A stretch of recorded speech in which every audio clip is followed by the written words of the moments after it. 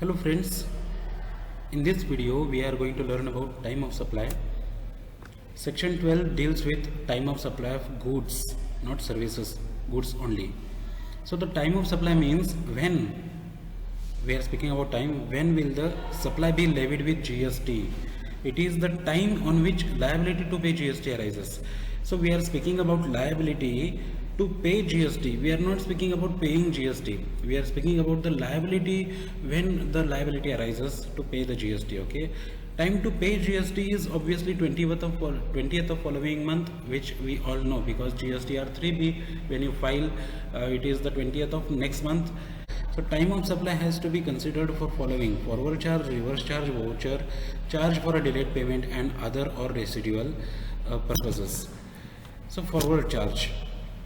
The time of supply of goods is the earliest of date of issue of invoice or the last date on which invoice should have been issued or the date of receipt of advance or payment. So date of receipt of advance which earlier was there, right? So that is scrapped as of this date. So GST is not applicable on advances under GST. GST in advance is payable at the time of issue of invoice. So this is the notification which was issued in 2017, notification number 66. They said GST is not applicable on advances. So therefore, when the last installment you receive on the payment, that is what is the time of supply of the goods, and that is when the time of supply of goods for forward charge is applicable. Section 12 of 2. Next, reverse charge. In case of reverse charges, time of supply of goods is the earliest of these three things: date of receipt of goods or date of payment. In case of date of payment, there are these two things: date of entry, either date of entry in the books or date of debit in the bank account, whichever is available with you. We are going to consider that. Then the date following expiry of 30 days from the date of invoice. So date following expiry of 30 days means 31st day from the date of invoice. That is what is the time of supply we are going to consider in case of reverse charge, right? In case of vouchers, vouchers are covered. Covered supply is identifiable at the time of issue. Time of supply will be the date of issue of that voucher. For example, if the voucher is issued or used for same or known cause, that is pizza voucher or garments voucher, then the time of supply will be the date of issue of that voucher. For example, you have taken a pizza, and suppose you have taken pizza on an offer of 50% on the next purchase. So whatever 50% voucher that you have got, that voucher will be the date of issue of next pizza. Hope you have understood. Now covered supply is not identifiable at the time of issue. This is the example of covered supply because you are receiving voucher for known cause, like pizza voucher you have got. We really know that with the same voucher you are going to purchase pizza in the next time. Or garments voucher, with the same voucher you are going to purchase the next time the garments only. But there are some vouchers where we do not know what we are going to do with that voucher. Like you have Flipkart 50% voucher. Example, you have Flipkart's 50% voucher. You purchase anything on Flipkart, you will get 50% off. So that will be a supply, that will be a voucher which is not a covered supply.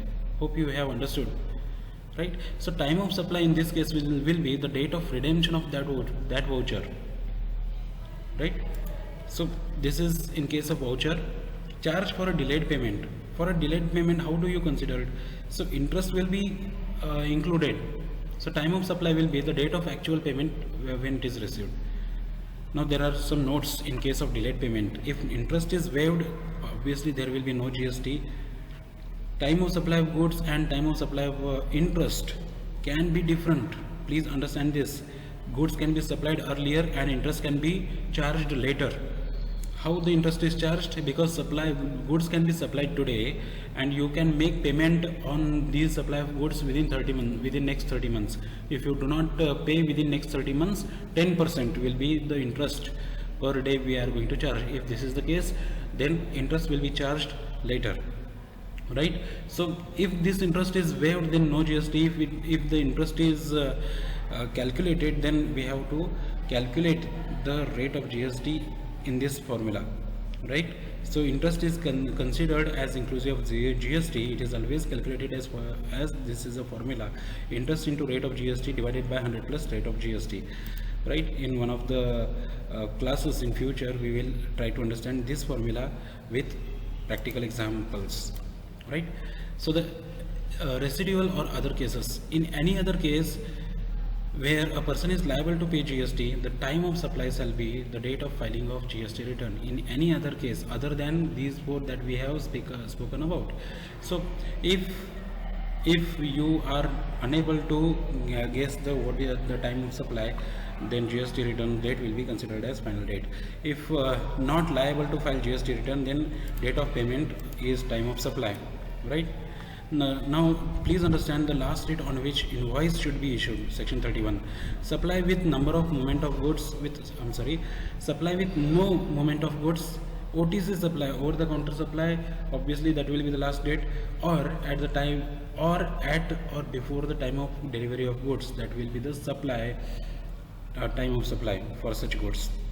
Or supply with moment of goods, if there is moment is allowed, then home delivery will be done, that will be the time of supply, or at or before the time of removal of the goods, that is what we are going to consider. See, we are here learning about the invoices which are issued under section 31.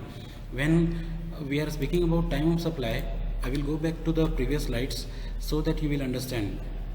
We are speaking about date of issue of invoice, right? So what is the date of issue of invoice? When the invoice is issued, it is given in the section 31. That is what we are going to learn here. We are learning here in the section 31 when the issue of invoice will be done. So if there is no moment of goods, like you are supplying the land itself, then over the counter supply, or at or before the time of delivery of goods, we are going to consider. If moment of goods is involved, then home delivery obviously, or at or before the time of removal of goods from the premises, from the business premises. If you are removing goods today, then today is the date of invoice. If you are removing goods after 3 months, then that will be the date of invoice. What will be the in case of continuous supply? Be that your electricity, be that your gas through pipes, be that any other supplies for long-term construction. So at or before the time of issue of periodic statement we are going to consider, or the date of payment. Earlier of these two we are going to consider in the case of previous continuous supply. Now sale on approval, at or before the date of approval, or 6 months from the date of removal of the goods. Earlier of these two we are going to consider as the date of invoice, right? So the time of supply of goods will be, here is an example. See, an assessee sold goods of rupees 1000 on 1st June. On 1st June, goods were sold of rupees 1000. Advance of rupees 300 received on same date. On 1st June, advance is received. Goods were issued on 10th June. Right? Payment for above transaction was received on 20th June. So these are the examples given, right? Now what will be the time of supply of goods? It is the 1st June. Why 1st June? Because sold goods in previous chart we have learnt here. See, moment of goods is available, then before or the time of supply of goods are being done, right? Hope you have understood. Now the time of supply of services. Mr. A provides services worth rupees 20,000 to Mr. B on 1st January. The invoice was issued on 28th January. The payment for the same was received on 1st of February. Now these are the examples. Please listen. In the present case, we need to first check if the invoice was issued within the prescribed time. Now, what is the prescribed time? The prescribed time is within the 13 days, 31st day, right? So the 31st January we are going to consider. Invoice was issued on 20th of January. See, invoice was issued on 20th of January.